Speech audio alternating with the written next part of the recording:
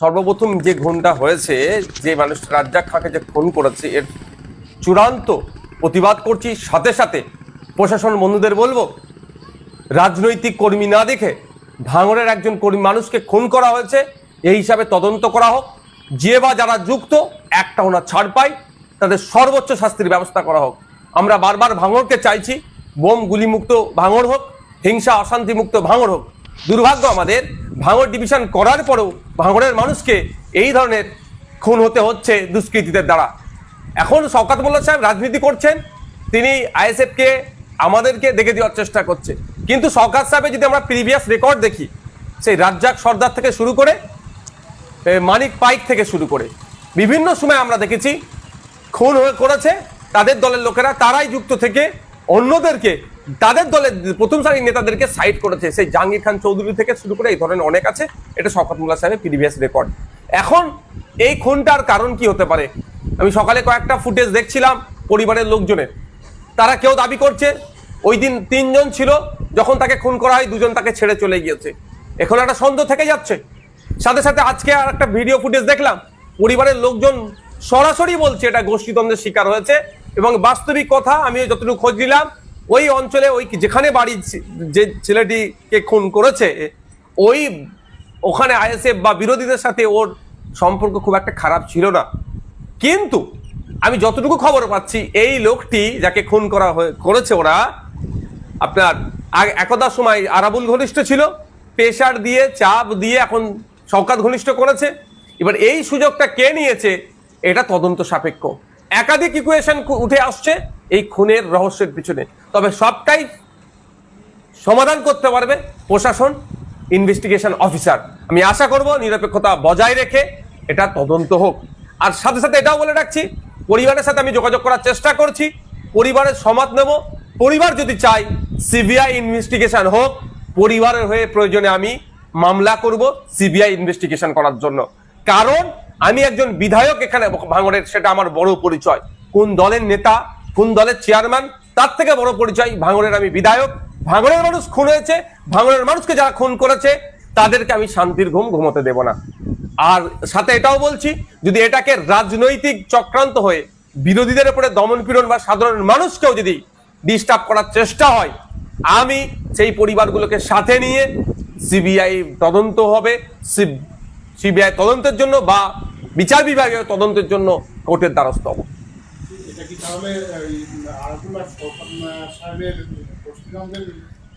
দেখুন, এই ধরনের ঘটনা রাজ্যের বিভিন্ন জায়গায় ঘটছে। শাসক দলের নিজেদের মধ্যে গোষ্ঠীকন্দল। আমি শুধু বলছি না, আপনি দেখুন ওই পরিবারের একজন কর্তা, আজকে তিনি বক্তব্য তার দেখবেন, তিনি বলেছেন সরাসরি এভাবে বলেছেন যে এটা গোষ্ঠীদ্বন্দ্বের শিকার হয়েছে। আর আমিও বলছি, যখন আমার কাছে খবর এসেছে, আমি যতটুকু খবর নিতে পেরেছি, যে এটা সম্পূর্ণরূপে গোষ্ঠীদ্বন্দ্বের শিকার হয়েছে। হয়তো শওকত মোল্লা সাহেব এই বিষয়টা অনেক কিছু জানেন, এটা অনেক কিছু জানেন শওকত মোল্লা সাহেব, তদন্ত সঠিক করলে উঠে আসবে। বিষয়টা নিয়ে শওকত মোল্লা সাহেব সরাসরি কিন্তু আইএসএফকে দোষারোপ করেছে। এটা কি মানে আপনি দেখুন, আমরা এতটা এখন হিংস্র হয়ে উঠতে পারিনি, আর কোনোদিন হবারও ইচ্ছাও নাই যে একটা মানুষের প্রাণ নিয়ে নেব রাজনীতি করার জন্য। আমরা সমাজ ব্যবস্থার পরিবর্তনের জন্য রাজনীতিতে এসেছি, ক্ষমতা দখল আমাদের স্বপ্ন নয়। শওকত মোল্লা সাহেবের পাস্ট হিস্ট্রি যদি আমরা দেখি, এই কাছে তিনি সিদ্ধহস্ত, খুন খারাপি করিয়ে, মারামারি করিয়ে, গোষ্ঠীদ্বন্দ্ব করিয়ে অপরের দিকে, বিরোধীদের দিকে দাগিয়ে দেওয়া হয়, দাগিয়ে দিত। নমিনেশন আটকাচ্ছে, আবার বলছিনি যে বিরোধীরা প্রার্থী খুঁজে পাচ্ছে না। এখন আমি বলছি, এই যে খুনটা হয়েছে, শওকত মোল্লা সাহেবকে যদি সঠিকভাবে জিজ্ঞাসাবাদ করা হয়, এই খুনের অনেক রহস্য উন্মোচন হবে। এটা সম্পূর্ণরূপে আমি দায়িত্ব নিয়ে বলতে পারি, আমি দায়িত্ব নিয়ে বলছি, এটা গোষ্ঠীদ্বন্দ্বের শিকার হয়েছে। এবার কোন গোষ্ঠী করেছে আর কেন করেছে, কোন গোষ্ঠী করেছে এটা এই মুহূর্তে বলা সম্ভব নয়। কেন করেছে এটা আমি বলতে পারি, সেই দিনের শেষে ভাগ বাটোয়ারার লড়াই, এ বড় নেতা হয়ে যেতে পারে, সে ছোট নেতা হয়ে যেতে পারে, এই মর্মে একটি ছেলেকে খুন করা হলো।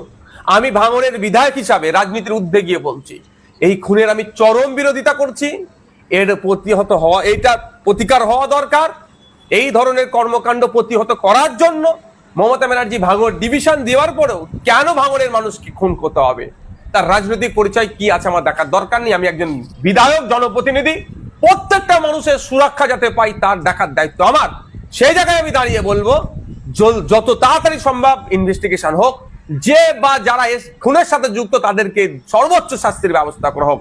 আর পরিবারের সাথে যোগাযোগ করব, পরিবার যদি আমাকে ইনশিওর করে, আশ্বাস দেয়, পরিবারকে সাথে নিয়ে আমি এই মামলাটি যাতে হয় বিচার বিভাগীয় তদন্ত হোক বা সিবিআই তদন্ত হোক, যদি পরিবার চাই আমি তার জন্য মুভ করব কোর্টে। সর্বপ্রথম যে খুনটা হয়েছে, যে মানুষটা রাজ্জাক খাঁকে যে খুন করেছে, এর চূড়ান্ত প্রতিবাদ করছি। সাথে সাথে প্রশাসন বন্ধুদের বলবো, রাজনৈতিক কর্মী না দেখে ভাঙড়ের একজন কর্মী মানুষকে খুন করা হয়েছে, এই হিসাবে তদন্ত করা হোক।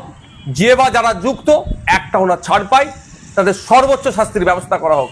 আমরা বারবার ভাঙড়কে চাইছি বোম গুলিমুক্ত ভাঙড় হোক, হিংসা অশান্তি মুক্ত ভাঙড় হোক। দুর্ভাগ্য আমাদের, ভাঙড় ডিভিশন করার পরেও ভাঙড়ের মানুষকে এই ধরনের খুন হতে হচ্ছে দুষ্কৃতীদের দ্বারা। এখন শওকত মোল্লা সাহেব রাজনীতি করছেন, তিনি আইএসএফকে আমাদেরকে দেখে দেওয়ার চেষ্টা করছে। কিন্তু শওকত সাহেবের যদি আমরা প্রিভিয়াস রেকর্ড দেখি, সেই রাজ্জাক সর্দার থেকে শুরু করে মানিক পাইক থেকে শুরু করে বিভিন্ন সময় আমরা দেখেছি খুন করেছে তাদের দলের লোকেরা, তারাই যুক্ত থেকে অন্যদেরকে, তাদের দলের প্রথম সারির নেতাদেরকে সাইড করেছে। সেই জাহাঙ্গীর খান চৌধুরী থেকে শুরু করে এই ধরনের অনেক আছে। এটা শওকত মোল্লা সাহেবের প্রিভিয়াস রেকর্ড। এখন এই খুনটার কারণ কি হতে পারে? আমি সকালে কয়েকটা ফুটেজ দেখছিলাম পরিবারের লোকজনের, তারা কেউ দাবি করছে ওই দিন 3 জন ছিল, যখন তাকে খুন করা হয় 2 জন তাকে ছেড়ে চলে গিয়েছে। এখন একটা সন্দেহ থেকে যাচ্ছে। সাথে সাথে আজকে আর একটা ভিডিও ফুটেজ দেখলাম, পরিবারের লোকজন সরাসরি বলছে এটা গোষ্ঠীদ্বন্দ্বের শিকার হয়েছে। এবং বাস্তবিক কথা, আমি যতটুকু খোঁজ নিলাম, ওই অঞ্চলে ওই যেখানে বাড়ি যে ছেলেটিকে খুন করেছে, ওখানে আইএসএফ বা বিরোধীদের সাথে ওর সম্পর্ক খুব একটা খারাপ ছিল না। কিন্তু আমি যতটুকু খবর পাচ্ছি, এই লোকটি যাকে খুন করেছে ওরা, আপনার একদা সময় আরাবুল ঘনিষ্ঠ ছিল, প্রেশার দিয়ে চাপ দিয়ে এখন শওকত ঘনিষ্ঠ করেছে। এবার এই সুযোগটা কে নিয়েছে, এটা তদন্ত সাপেক্ষ। একাধিক ইকুয়েশন উঠে আসছে এই খুনের রহস্যের পিছনে, তবে সবটাই সমাধান করতে পারবে প্রশাসন, ইনভেস্টিগেশন অফিসার। আমি আশা করব নিরপেক্ষতা বজায় রেখে এটা তদন্ত হোক। আর সাথে সাথে এটাও বলে রাখছি, পরিবারের সাথে আমি যোগাযোগ করার চেষ্টা করছি, পরিবারের সমত নেব। পরিবার যদি চাই সিবিআই ইনভেস্টিগেশন হোক, পরিবারের হয়ে প্রয়োজনে আমি মামলা করব সিবিআই ইনভেস্টিগেশন করার জন্য। কারণ আমি একজন বিধায়ক এখানে ভাঙড়ের, সেটা আমার বড় পরিচয়। কোন দলের নেতা, কোন দলের চেয়ারম্যান, তার থেকে বড় পরিচয় ভাঙড়ের আমি বিধায়ক। ভাঙড়ের মানুষ খুন হয়েছে, ভাঙড়ের মানুষকে যারা খুন করেছে তাদেরকে আমি শান্তির ঘুম ঘুমোতে দেব না। আর সাথে এটাও বলছি, যদি এটাকে রাজনৈতিক চক্রান্ত হয়ে বিরোধীদের উপরে দমনপীড়ন বা সাধারণ মানুষকেও যদি ডিস্টার্ব করার চেষ্টা হয়, আমি সেই পরিবারগুলোকে সাথে নিয়ে সিবিআই তদন্ত হবে, সিবিআই তদন্তের জন্য বা বিচার বিভাগীয় তদন্তের জন্য কোর্টের দ্বারস্থ হব। এটা কি তাহলে আরাবুল আর শওকত সাহেবের গোষ্ঠীদ্বন্দ্বের? দেখুন, এই ধরনের ঘটনা রাজ্যের বিভিন্ন জায়গায় ঘটছে, শাসক দলে নিজেদের মধ্যে গোষ্ঠী কন্দল। আমি শুধু বলছি না, আপনি দেখুন ওই পরিবারের একজন কর্তা, আজকে তিনি বক্তব্য তার দেখবেন, তিনি বলেছেন সরাসরি এভাবে বলেছেন যে এটা গোষ্ঠীদ্বন্দ্বের শিকার হয়েছে। আর আমিও বলছি, যখন আমার কাছে খবর এসেছে, আমি যতটুকু খবর নিতে পেরেছি, যে এটা সম্পূর্ণরূপে গোষ্ঠীদ্বন্দ্বের শিকার হয়েছে। হয়তো শওকত মোল্লা সাহেব এই বিষয়টা অনেক কিছু জানেন, এটা অনেক কিছু জানেন শওকত মোল্লা সাহেব, তদন্ত সঠিক করলে উঠে আসবে। ভাঙড়ের বিষয়টা নিয়ে শওকত মোল্লা সাহেব সরাসরি কিন্তু আইএসএফকে দোষারোপ করেছে। এটা কি মানে এখন আপনি করছেন, আপনি দেখুন, আমরা এতটা এখন হিংস্র হয়ে উঠতে পারিনি, আর কোনোদিন হবারও ইচ্ছাও নয় যে একটা মানুষের প্রাণ নিয়ে নেব রাজনীতি করার জন্য। আমরা সমাজ ব্যবস্থার পরিবর্তনের জন্য রাজনীতিতে এসেছি, ক্ষমতা দখল আমাদের স্বপ্ন নয়।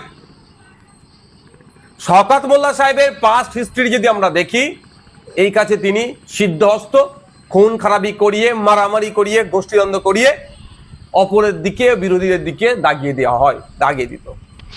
নমিনেশন কাটছে, আবার বলছিনি যে বিরোধীরা প্রার্থী খুঁজে পাচ্ছে না। এখন আমি বলছি, এই যে খুনটা হয়েছে, শওকত মোল্লা সাহেবকে যদি সঠিকভাবে জিজ্ঞাসাবাদ করা হয়, এই খুনের অনেক রহস্য উন্মোচন হবে। এটা সম্পূর্ণরূপে আমি দায়িত্ব নিয়ে বলতে পারি, আমি দায়িত্ব নিয়ে বলছি, এটা গোষ্ঠীদ্বন্দ্বের শিকার হয়েছে। এবার কোন গোষ্ঠী করেছে আর কেন করেছে, কোন গোষ্ঠী করেছে এটা এই মুহূর্তে বলা সম্ভব নয়। কেন করেছে এটা আমি বলতে পারি, সেই দিনের শেষে ভাগবটরার লড়াই, এ বড় নেতা হয়ে যেতে পারে, সে ছোট নেতা হয়ে যেতে পারে, এই মর্মে একটি ছেলেকে খুন করা হলো।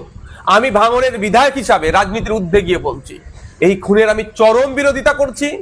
এর প্রতিহত হওয়া, এটা প্রতিকার হওয়া দরকার। এই ধরনের কর্মকাণ্ড প্রতিহত করার জন্য মমতা ব্যানার্জি ভাঙর ডিভিশন দেওয়ার পরেও কেন ভাঙরের মানুষকে খুন করতে হবে, তার রাজনৈতিক পরিচয় কি আছে আমার দেখার দরকার নেই। আমি একজন বিধায়ক, জনপ্রতিনিধি, প্রত্যেকটা মানুষের সুরক্ষা যাতে পাই তার দেখার দায়িত্ব আমার। সেই জায়গায় আমি দাঁড়িয়ে বলবো, যত তাড়াতাড়ি সম্ভব ইনভেস্টিগেশন হোক, যে বা যারা খুনের সাথে যুক্ত তাদেরকে সর্বোচ্চ শাস্তির ব্যবস্থা করা হোক। আর পরিবারের সাথে যোগাযোগ করব, পরিবার যদি আমাকে ইনশিওর করে, আশ্বাস দেয়, পরিবারকে সাথে নিয়ে আমি এই মামলাটি যাতে হয় বিচার বিভাগীয় তদন্ত হোক বা সিবিআই তদন্ত হোক, যদি পরিবার চাই, আমি তার জন্য মুভ করবো কোর্টে।